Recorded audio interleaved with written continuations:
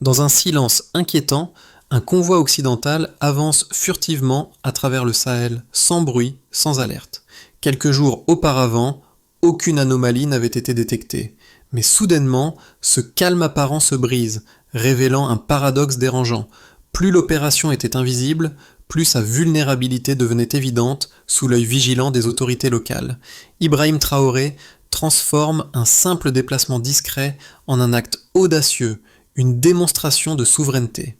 Ce moment, à la fois bref et crucial, soulève une question fondamentale. Pourquoi ce geste et pourquoi maintenant ? Les images qui suivront changeront le regard porté sur cette région, où la violence est souvent perçue comme inévitable. Mais cette fois, il n'y a eu aucun tir. L'incident qui se déroule dans le Sahel ne semble pas en soi être un fait spectaculaire, mais il porte en lui des enjeux géopolitiques bien plus vastes. Ibrahim Traoré, en orchestrant cette action, ne cherche pas la confrontation violente. Il met en évidence une approche subtile de la souveraineté, basée sur l'observation discrète, la patience et l'action mesurée. Loin d'une réponse impulsive, ce geste est le fruit d'une analyse stratégique méticuleuse. La véritable question n'est pas ce qui a été fait, mais pourquoi il a été fait de cette manière. Dans un contexte où la perception de la souveraineté se mesure souvent à travers la force militaire, l'absence de violence envoie un message fort. Traoré cherche à redéfinir cette équation. La souveraineté ne se démontre pas uniquement par des tirs, mais par la capacité à contrôler et à manipuler les événements en silence. C'est un signal qui bouleverse les attentes. Au cœur de cet événement se cache une série d'anomalies apparemment insignifiantes, mais qui, à y regarder de plus près, dessinent un schéma inquiétant. Les premières observations se font sur des échanges radio inhabituels, isolés au début, mais qui se répètent pendant plusieurs jours. Ces irrégularités, à peine perceptibles, prennent une ampleur inquiétante à mesure qu'elles deviennent plus fréquentes, formant un motif qui ne peut plus être ignoré. Les autorités burkinabées, attentives à ces détails, commencent à renforcer leur surveillance, notamment grâce à des schémas thermiques détectés dans des zones peu fréquentées, suggérant un mouvement discret mais organisé. Ce n'est qu'après plusieurs jours de cette observation silencieuse que l'action se précise. Les trajectoires observées montrent clairement que le convoi tente de contourner les zones de contrôle officielles en évitant les villages et en empruntant des chemins rarement utilisés. Ce n'est pas un simple dérapage logistique, mais une volonté délibérée de rester dans l'ombre, d'éviter toute attention inutile. Cependant, chaque étape de ce déplacement devient un indice qui conduit inexorablement à la conclusion suivante. Ce n'est pas un hasard, mais un mouvement calculé. Loin de vouloir dissimuler une erreur, cet itinéraire révèle une stratégie soigneusement élaborée qui deviendra visible au moment où les événements prendront une tournure décisive. Ce n'est plus une question de mouvement furtif, mais de manipulation consciente des perceptions. Le point de bascule survient lorsque le convoi s'approche des zones frontières, et l'encerclement commence à se resserrer. La manière dont cet encerclement se produit, sans confrontation violente, est ce qui distingue cet événement des autres. Les véhicules se retrouvent immobiles, comme si une force invisible les avait arrêtés. L'absence de toute résistance physique devient un élément essentiel de la scène, renforçant l'idée que cette opération était soigneusement orchestrée pour neutraliser sans détruire. Ce moment de calme devient la première révélation. Ce qui semblait être une action furtive est en réalité une démonstration à maîtriser de pouvoir, où chaque détail compte. Dans cette séquence, Ibrahim Traoré ne se présente pas comme un acteur spectaculaire, mais plutôt comme un stratège politique. Son rôle ne consiste pas à dramatiser l'événement, mais à l'orchestrer de manière à ce que chaque geste porte un sens profond. Loin de chercher à créer un choc visuel ou émotionnel immédiat, sa stratégie repose sur l'idée que la force ne réside pas seulement dans les actes bruyants, mais dans la maîtrise silencieuse des événements. Ce n'est pas par la violence qu'il souhaite marquer son autorité, mais par la démonstration tranquille de son contrôle. Cette approche de souveraineté subtile modifie profondément l'impact de l'incident. Contrairement aux nombreuses opérations militaires dans la région, qui sont souvent accompagnées de scènes de chaos et de violence, cette action se distingue par son absence totale de bruit et de désordre. À première vue, il pourrait sembler que rien ne se passe. Pourtant, chaque étape de cette intervention envoie un message fort. La souveraineté ne se mesure pas à la capacité de détruire, mais à celle de contrôler sans faire de bruit. Les témoins de l'événement, comme les habitants de la périphérie de la capitale, perçoivent immédiatement la différence. Un commerçant, réveillé par des mouvements inhabituels avant l'aube, décrit des véhicules se déplaçant en silence, sans panique ni confusion.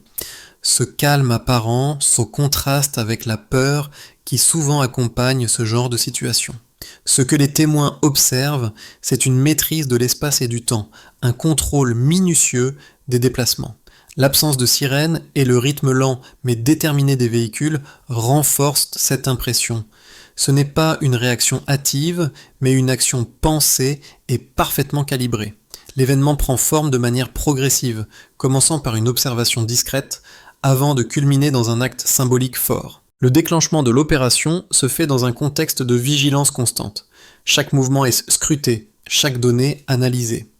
Cela commence par l'apparition de signaux faibles, des irrégularités radio qui au début ne semblent rien de plus que des interférences banales, mais à mesure que ces anomalies se multiplient, elles deviennent suffisamment significatives pour être prises au sérieux. Ces premiers indices sont ensuite renforcés par l'apparition de schémas thermiques dans des zones où aucun déplacement n'était prévu. Ces anomalies n'attirent pas immédiatement l'attention, mais à force de répétition, elles révèlent un motif. Ce n'est plus un simple accident technique, mais un mouvement structuré, méthodiquement mis en place pour éviter les contrôles et les zones de visibilité. Ce processus lent et graduel de collecte d'informations devient une forme de préparation, où chaque jour d'observation devient un maillon dans une chaîne logique. Le véritable tournant se produit lorsque l'encerclement commence à se resserrer autour du convoi. Là, la situation prend une tournure décisive. Le mouvement, jusque-là furtif, devient public sans aucune confrontation. La colonne, bien qu'immobile, ne montre aucune trace de lutte. Ou de chaos. Les véhicules sont parfaitement alignés, comme si l'action avait été minutieusement planifiée pour éviter tout dégât matériel. Cette immobilisation sans violence est, paradoxalement, l'un des éléments les plus puissants du récit. Elle transforme une opération discrète en un message de contrôle absolu. Le Sahel, souvent perçu comme une région de violence incontrôlée, se trouve confronté à une démonstration de maîtrise silencieuse qui ébranle les attentes. L'impact de cet événement se mesure non seulement par les réactions immédiates, mais aussi par les données concrètes qui viennent appuyer la validité de l'action menée. 3 éléments cruciaux ressortent de cette analyse: les irrégularités radio, les schémas thermiques et l'immobilisation des véhicules. Chacun de ces indices, pris séparément, pourrait sembler anodin, mais ensemble, ils dessinent un tableau cohérent qui témoigne de l'importance stratégique de l'opération. Premièrement, les irrégularités radio détectées au fil des jours constituent une preuve tangible de la vigilance et de la surveillance continue. Ces signaux, qui passent de simples interférences à un motif récurrent, révèlent une préparation méticuleuse. L'ampleur de la surveillance et la durée de cette anomalie montrent que cet événement n'a pas été un hasard, mais bien une réponse mesurée, construite sur plusieurs jours d'observation. Deuxièmement, les schémas thermiques observés dans des zones isolées témoignent de l'utilisation d'itinéraires non officiels. Ces trajets, loin des routes principales et des points de contrôle, révèlent l'intention d'éviter toute détection. Les données thermiques, particulièrement pertinentes dans ce genre de contexte, montrent un mouvement qui reste invisible aux yeux de ceux qui ne savent pas où chercher. Cette discrétion méthodique montre la sophistication de l'opération et l'importance de la surveillance pour détecter ce qui n'est pas immédiatement visible. Enfin, l'immobilisation des véhicules, sans trace de lutte, sans signe de confrontation, constitue la 3e preuve essentielle. Cette immobilisation propre et ordonnée, loin d'être un simple détail, devient un symbole puissant de l'efficacité du contrôle. Là où une intervention violente aurait laissé des marques visibles, l'absence de tout signe de résistance montre que l'objectif n'était pas de provoquer un affrontement, mais de démontrer un pouvoir de neutralisation efficace, subtil et calculé. Ces 3 éléments, ensemble, forment un ensemble cohérent qui souligne la réussite de l'opération. L'incident qui se déroule dans le Sahel suscite 2 interprétations opposées, chacune soutenue par des arguments apparemment solides, mais difficilement conciliables. D'un côté, Certains experts affirment qu'il s'agissait d'un simple malentendu logistique, une erreur de coordination dans un environnement complexe. Selon cette version, le convoi se déplaçait sans intention hostile, suivant un itinéraire secondaire, avec une déclaration insuffisante mais non politique. Les irrégularités radio et les schémas thermiques seraient alors interprétés comme des anomalies techniques sans lien direct avec une tentative de dissimulation. De l'autre côté, l'interprétation contraire insiste sur le caractère calculé et structuré du mouvement. Les trajectoires évitant délibérément les villages et les points de contrôle, ainsi que l'utilisation de couloirs peu fréquentés, suggèrent une volonté consciente de réduire la visibilité et de passer inaperçus. Les irrégularités radio, observées sur plusieurs jours, appuient l'idée que ce n'était pas une coïncidence mais bien une préparation organisée. Cette lecture soutient que les actions observées ne sont pas le fruit du hasard, mais d'un plan méthodique visant à contourner les contrôles sans se faire détecter. Le fait que l'immobilisation des véhicules se fasse sans violence vient renforcer cette deuxième interprétation. L'absence de traces de résistance physique, de dégâts ou de panique montre une neutralisation ciblée et contrôlée. Là où un affrontement classique aurait généré du chaos et des destructions, cette opération vise précisément à éviter toute escalade. L'argument selon lequel il s'agissait d'un accident est ainsi ébranlé par l'absence de toute confrontation, et l'immobilisation sans violence apparaît comme le point culminant d'une opération planifiée en amont.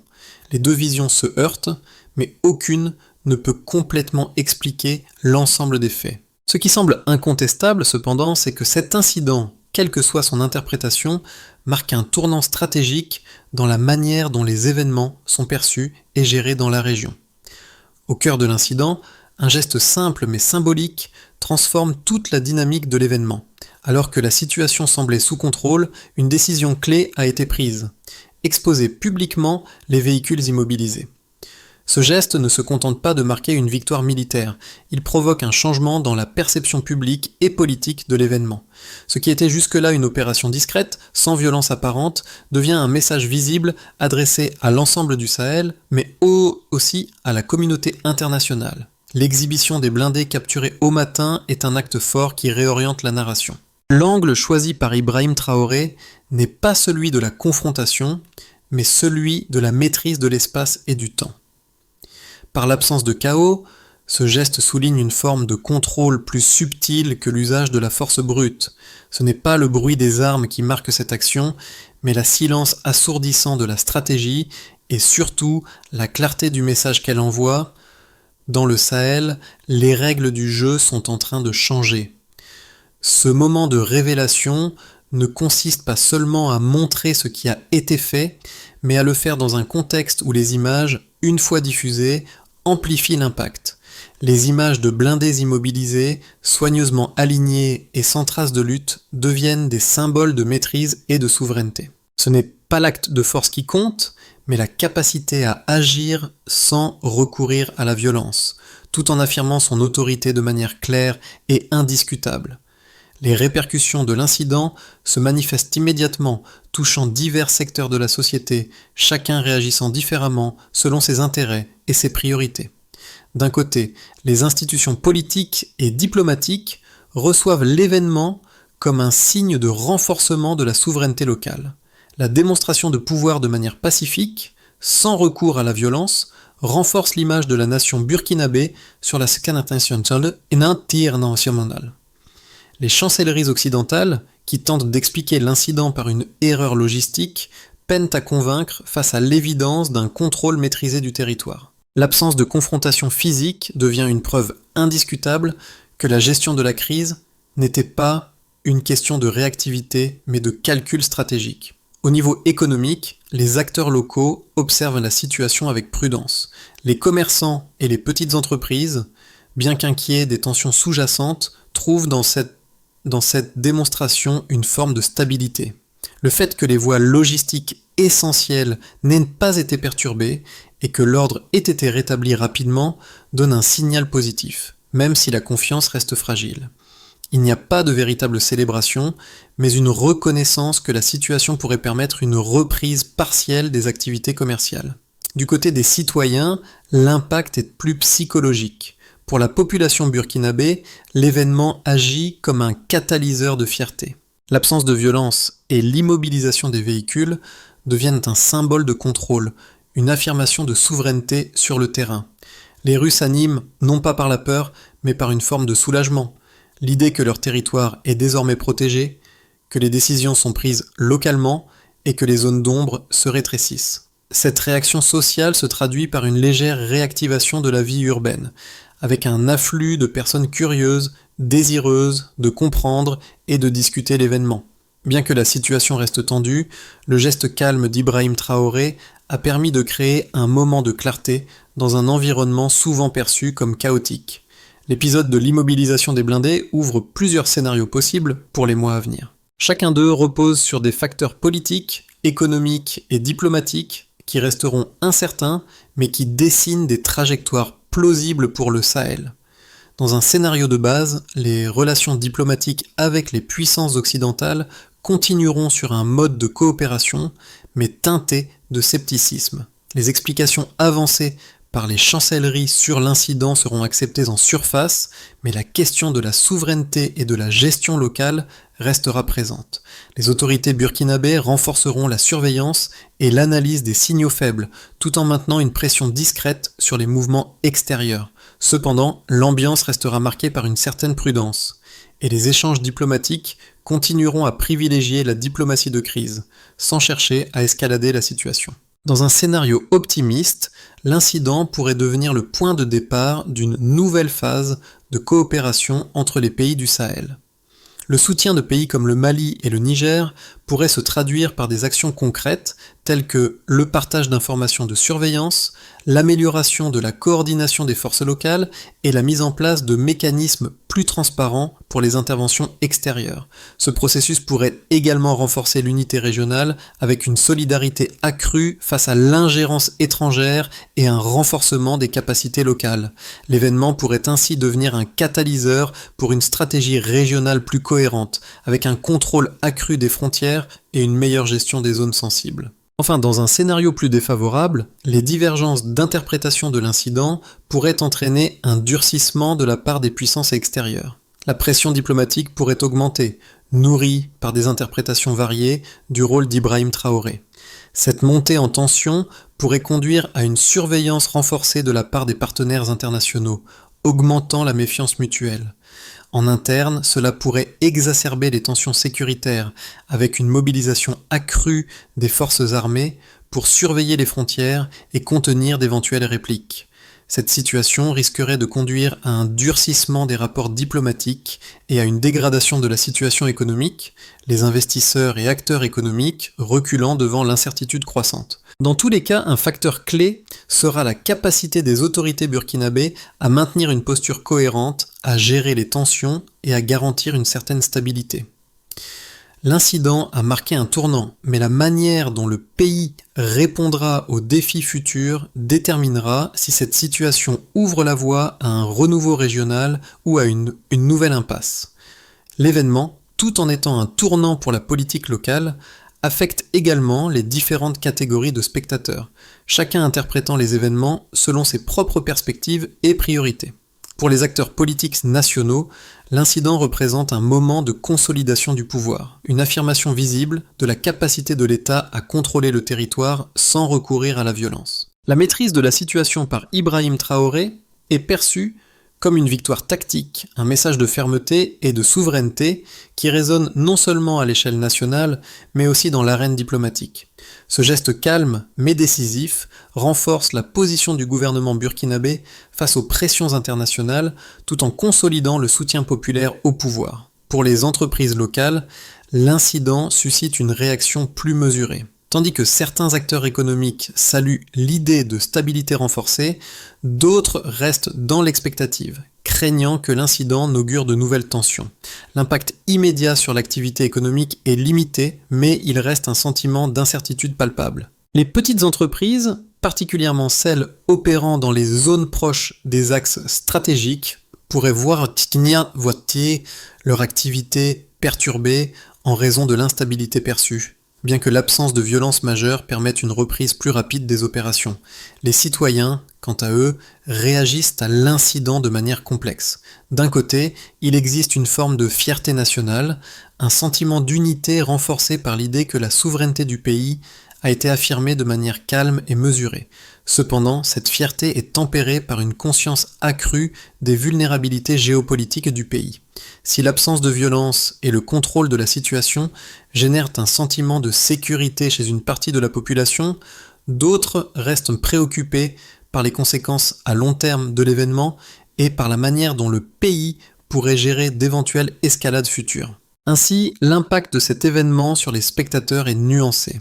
Tandis que certains saluent le contrôle exercé, d'autres expriment des doutes quant à la capacité du pays à maintenir cette stabilité sur le long terme.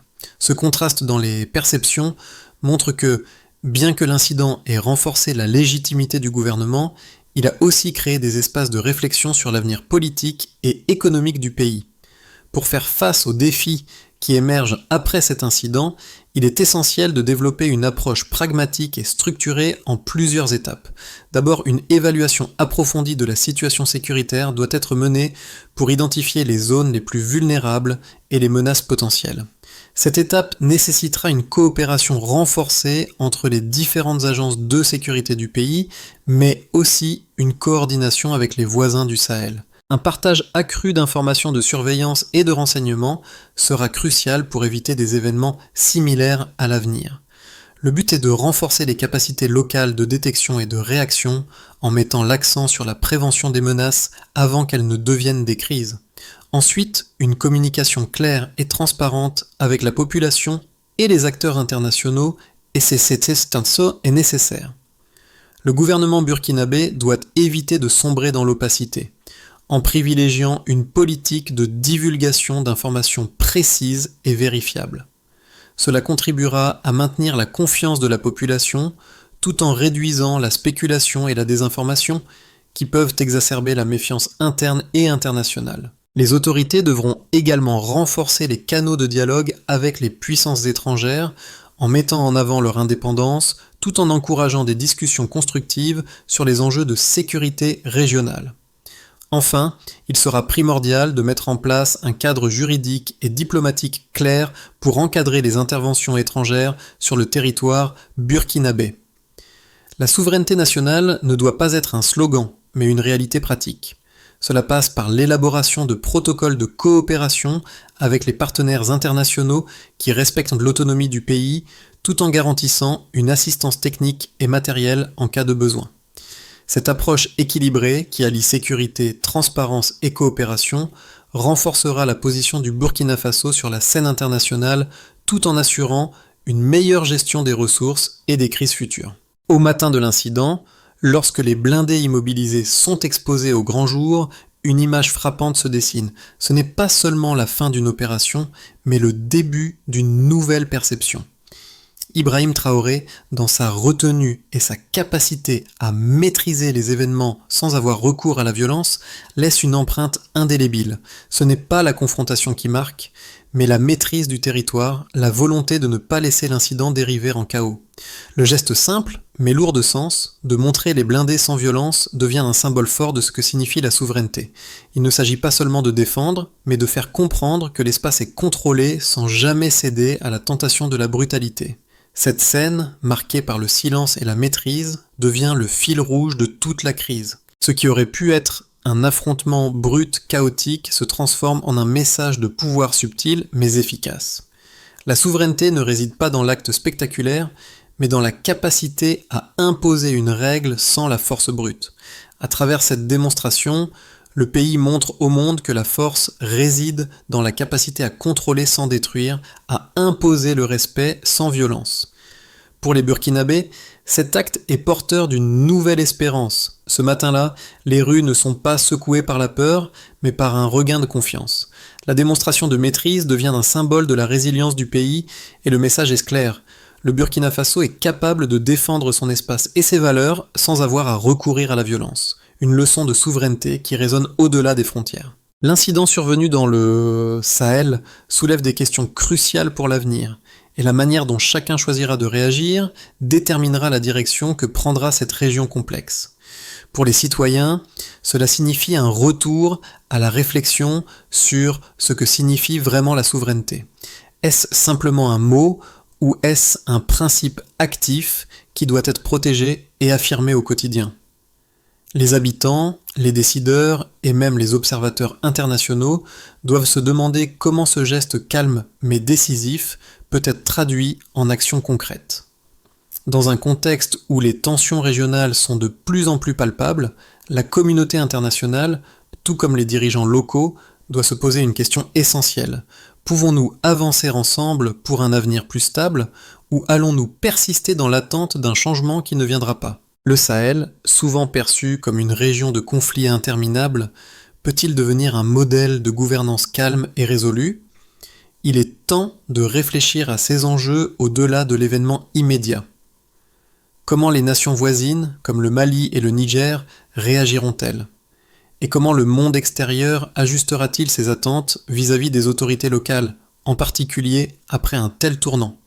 Ces questions appellent à une réponse collective et réfléchie. Les actions d'Ibrahim Traoré montrent qu'un autre chemin est peut-être possible, mais ce chemin doit être soutenu par des efforts concertés à tous les niveaux. Et vous, comment percevez-vous cette évolution ?